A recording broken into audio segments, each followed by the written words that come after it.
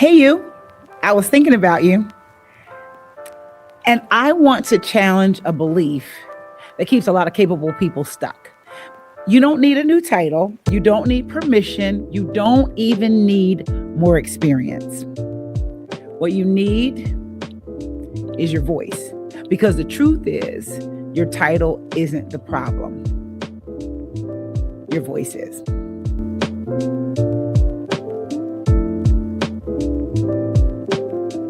Welcome back to It's Time to SOAR. I'm Coach Katina, and I can't wait to help you get unstuck. This season 3, is from unstuck to undeniable. And today we're talking about why people with less experience sometimes carry more authority in the room. Not because they're better, but because they're clearer. If this already resonates with you, I want you to do yourself a favor. I need you to like the episode, share the episode with someone that you know can benefit from this content, and make sure you get notified when we have another episode so that you don't miss any of these gems, especially this season 3, from unstuck to undeniable. And today we're talking about why people with less experience sometimes carry more authority in the room. Not because they're better, but because they're clearer.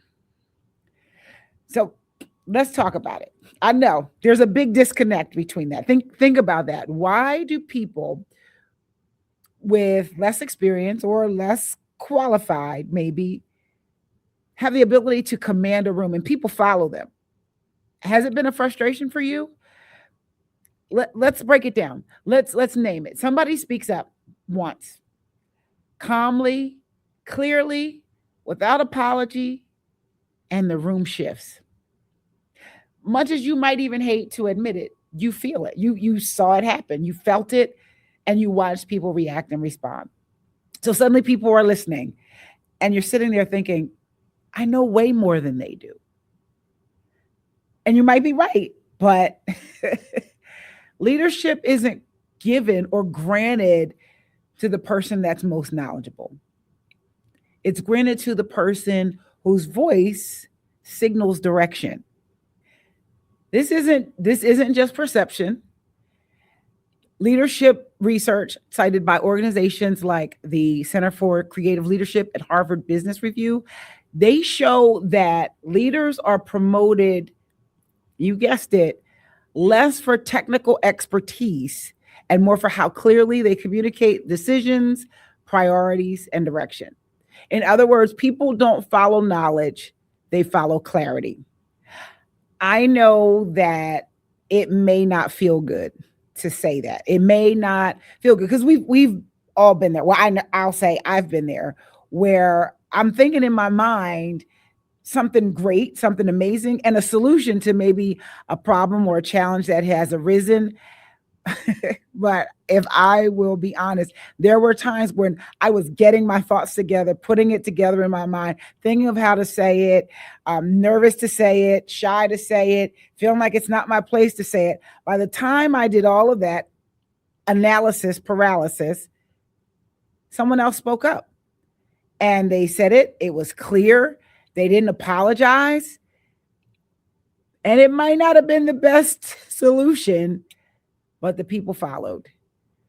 And that, if you sat there with the real solution, or if you really had an answer that was a viable answer or a better answer than the one the group followed, that would make you mad. That may burn you up, or that may make you even shrink even more. I just want to encourage you that the facts, the studies say that people follow clarity.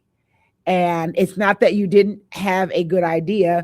One, if you're anything like I used to be, you probably didn't put it out there. Or two, maybe you put it out there and it just wasn't clear. So that's what we're going to talk about. And clarity doesn't mean loud, because we can grow to resent the loudest, voice in the room, or, the person commanding the crowd. Don't resent them, but let's talk about what clarity means. It doesn't mean loud, and it doesn't mean dominating conversations. I've seen people compensate and You can't get a word in edgewise, and they're just dominating the conversation. And it doesn't mean that you have to have all the answers. It just means saying what matters without the fluff, without the cushion, taking up space without apologizing for it, and then trusting that your perspective belongs in the room. I said a mouthful right there.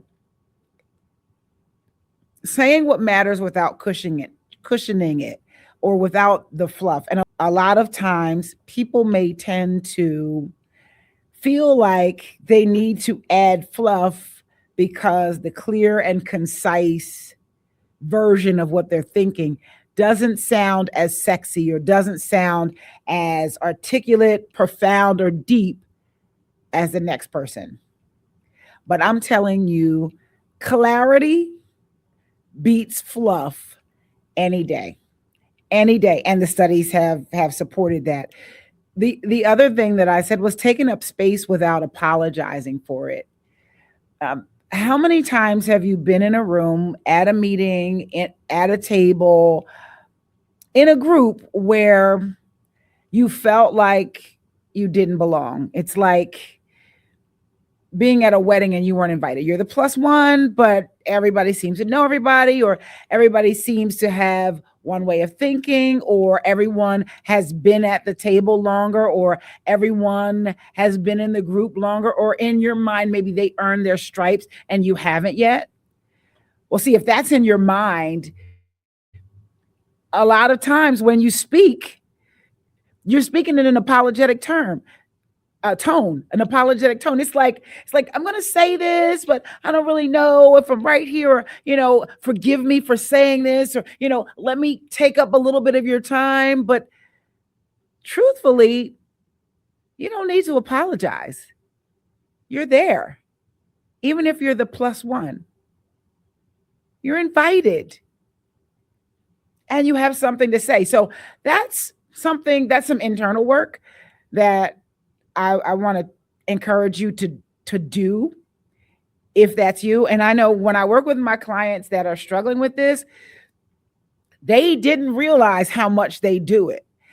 And what happens is they're in their mind kind of reading the room incorrectly, or assuming what people are thinking. And they've already gone down to how people have interpreted it, how people are responding, and they haven't opened their mouth. So while they're playing all of this out in their head, they're silent. Or by the time they go ahead and get it out, they're soft, they're not really articulating it well, they're rambling in their thoughts, and nobody follows that. They can have the utmost respect for you as a competent team member, or understand that in one-on-one situations, or when you're working by yourself, you are amazing.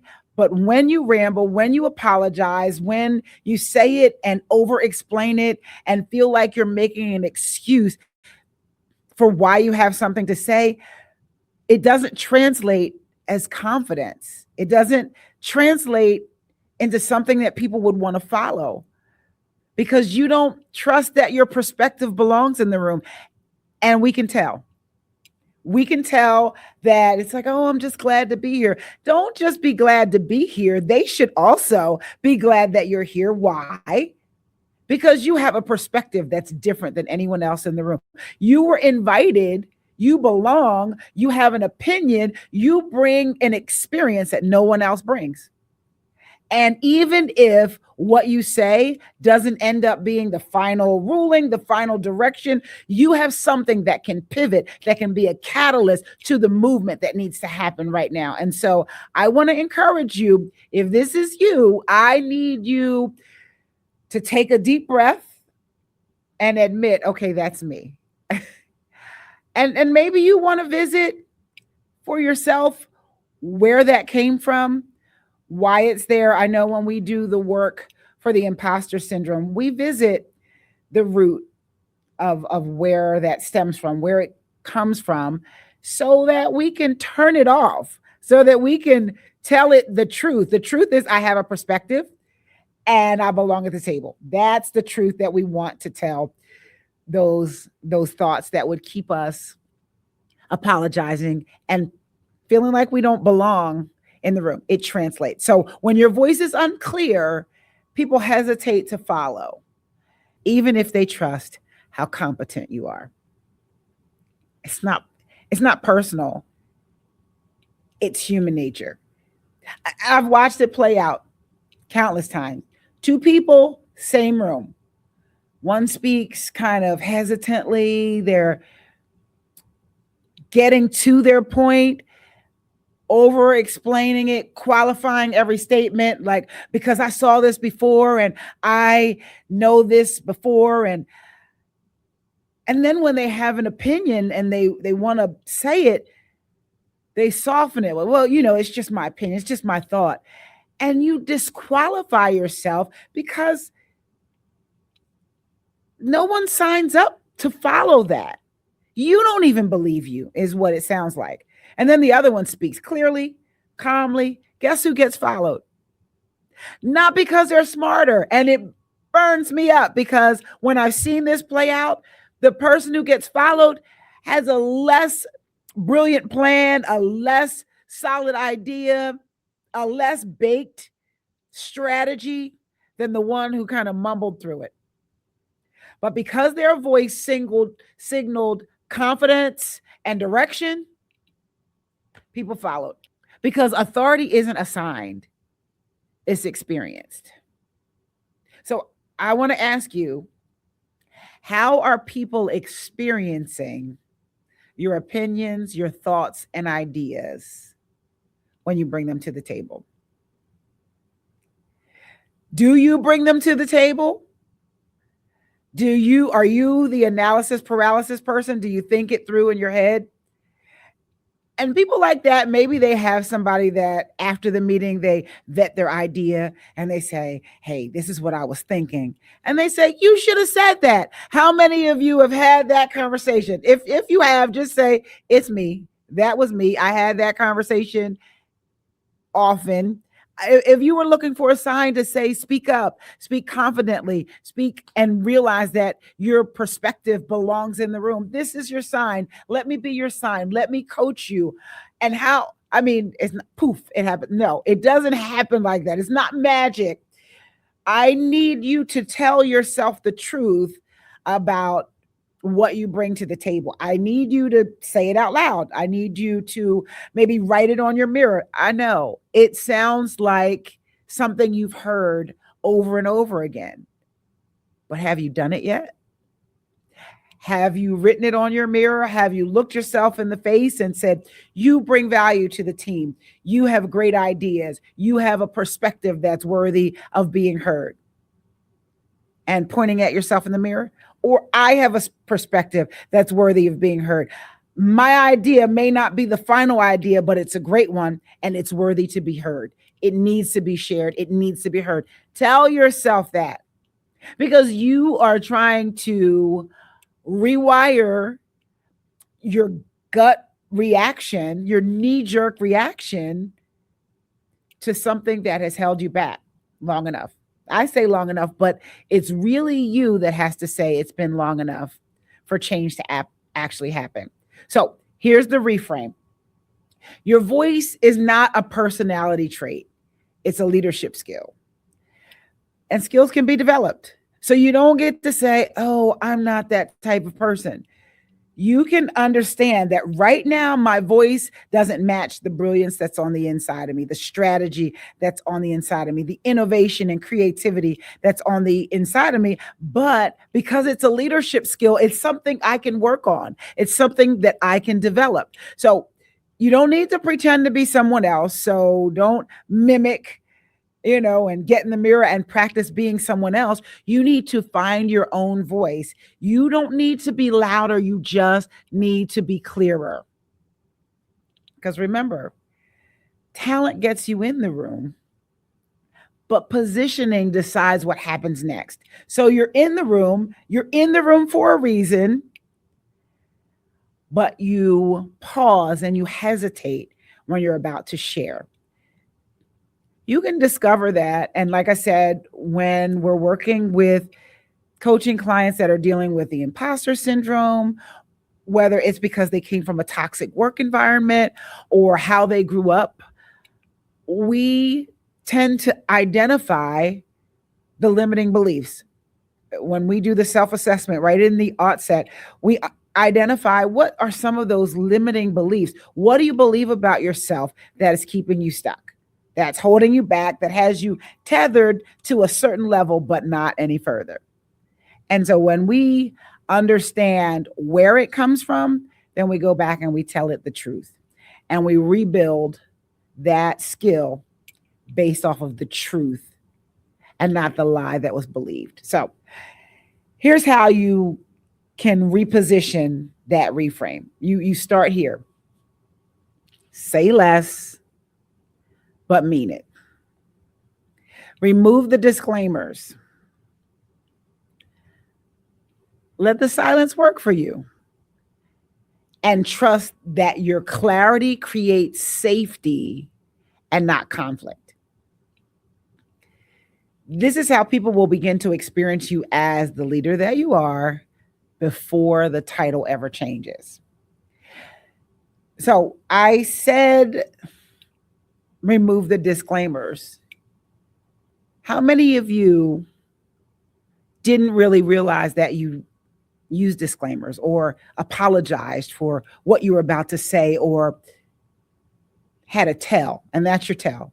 It's a disclaimer. It's how you present it, how you hesitantly submit your truth, your idea, your suggestion, your comment. How many of you did not know that that was something that you did? And for those of you who did know, was it a friend that told you? Was it a colleague that told you? Did you just discover it yourself? Or did I just hit a nerve and you're like, oh my goodness, that's me? Write that in the comments. And if you're listening and can't write it in the comments, just say it out loud. Admit it to yourself so that you understand where you are. Because understanding it, they say it's half the battle. When you can understand and identify it and admit, oh, wait, that's me. Now we're looking for solutions. Now we're looking for a way out, because that greatness on the inside of you needs to get out. Those ideas, we need to hear them. They need to come out.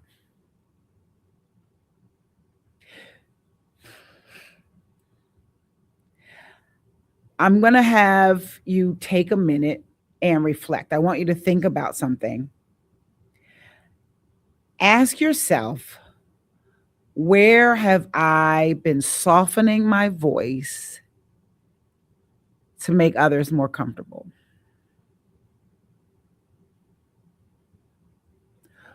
Where have I, ask yourself, where have I been softening my voice to make others more comfortable?